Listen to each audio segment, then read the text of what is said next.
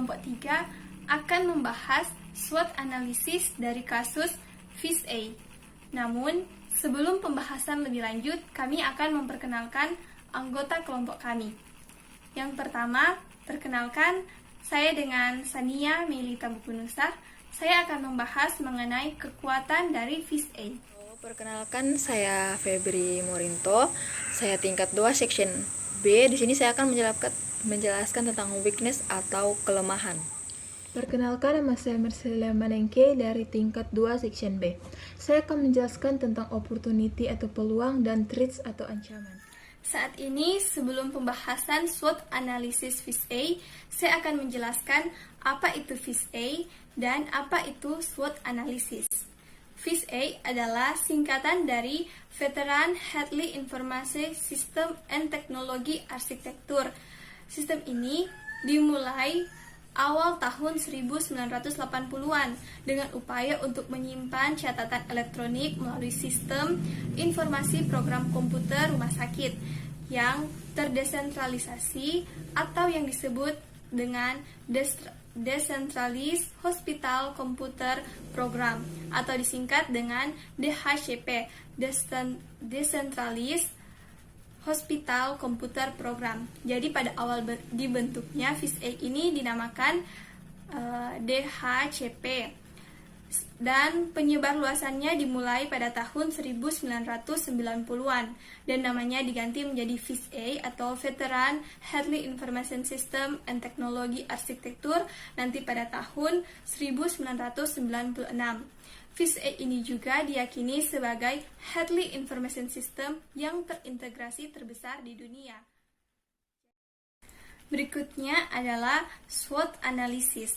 Nah, SWOT ini sebenarnya singkatan dari S, strengths, W, weakness, O, opportunities, sedangkan T, threats, di mana strengths adalah kekuatan, weakness adalah kelemahan, opportunities adalah peluang, sedangkan threats adalah ancaman. Jadi dapat dikatakan bahwa SWOT analisis ini merupakan suatu teknik perencanaan strategi yang bermanfaat untuk mengevaluasi kekuatan, kelemahan, peluang, dan ancaman dalam suatu proyek, entah yang sedang berlangsung maupun yang akan dimulai. Tidak hanya itu, analisis SWOT bukan hanya dapat digunakan dalam menganalisis data, tetapi juga dapat digunakan pada pribadi kita sendiri untuk pengembangan karir kita ke arah yang lebih baik. Baiklah, kita masuk pada pembahasan yang pertama, yaitu strengths, yang adalah kekuatan dari FIS-A. Kelebihan yang dimiliki FIS-A adalah keyakinan masyarakat luas bahwa FIS-A adalah Hadley Information System yang terintegrasi terbesar di dunia. Hal ini merupakan kelebihan karena dengan mempercayai hal ini, banyak rumah sakit dan klinik kesehatan yang ingin menggunakannya karena mereka mengetahui dan meyakini bahwa FIS-A ini adalah Hadley Information System yang telah terintegrasi dan terbesar di dunia. Yang kedua adalah kelebihan FIS-A dari program ataupun sistem lainnya. Kelebihannya adalah pengembangannya. Pengembangan yang didasarkan pada arsitektur perangkat lunak, sistem, dan metodologi implementasi, yang dimana dikembangkan oleh US Public Hadley Service bersama dengan National Bureau of Standards. Inilah keunikan dari FIS-A, dikembangkan oleh dua perusahaan yang berfokus pada arsitektur perangkat lunak, sistem, dan metodologi implementasinya. Yang berikut adalah keunikan dari FIS-A. Keunikannya adalah dipromosikan oleh banyak organisasi, yaitu OSS atau FS, bahkan individu-individu yang merasakan bahwa FIS-A ini sangat bermanfaat. Hal ini unik karena dipromosikan dipromosikan oleh banyak orang, dan alasan orang-orang ini mempromosikan FIS-A adalah karena sebagaimana FIS-A dirilis untuk dan tetap berada dalam domain publik sehingga ketersediaannya gratis. Berikutnya cara kerja FIS-A. Cara kerja FIS-A yaitu mendukung berbagai pengaturan klinis dan sistem pengiriman medis baik di dalam maupun di luar fasilitas.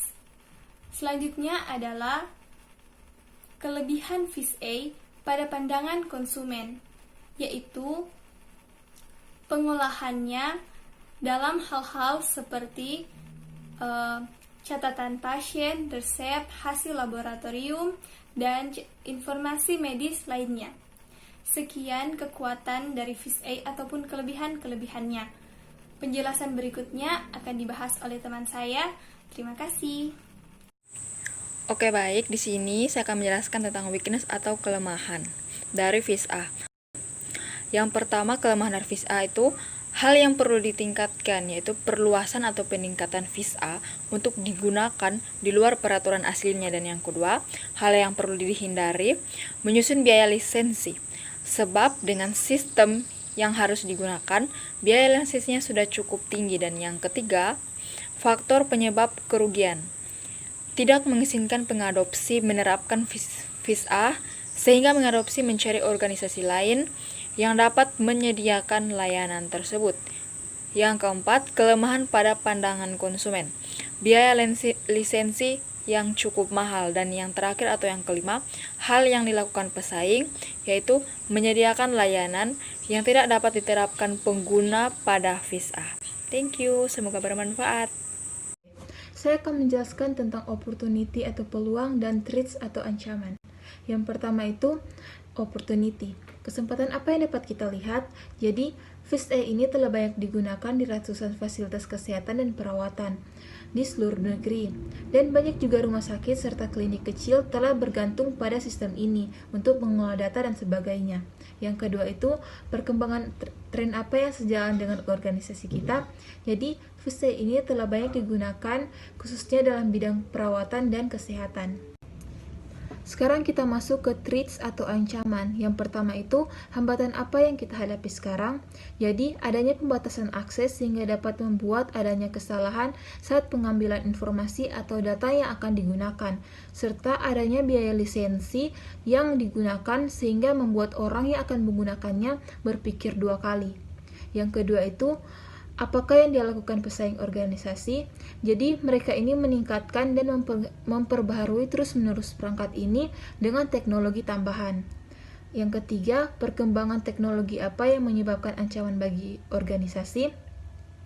Dengan bertambahnya teknologi, akan ada banyak bermunculan sistem peniru dari perangkat lain dan akan merugikan pengguna-pengguna yang akan menggunakan sistem ini.